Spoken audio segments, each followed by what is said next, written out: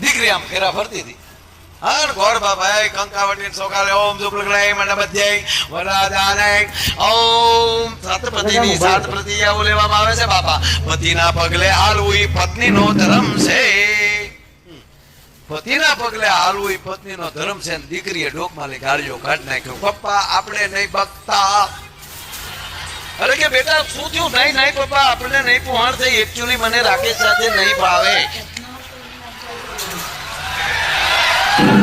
પણ બેટા શું થયું? જો ને ગોર બાપા કેવું બોલ્યા કે શું બોલ્યા કે ગોર બાપા એમ કીધું પતિના પગલે સાલવું પત્નીનો ધર્મ છે. અરે બેટા એ તો છે જ. તાકે વાત સાચી પપ્પા, પણ મારથી નહીં ચાલી શકાય. તા કેમ?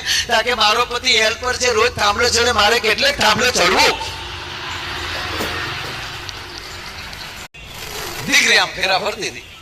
હર ગોર બાબાએ કંકાવટી સોકાલે ઓમ સુપ્રગ્રહી મંડપધ્યય વરદાને ઓમ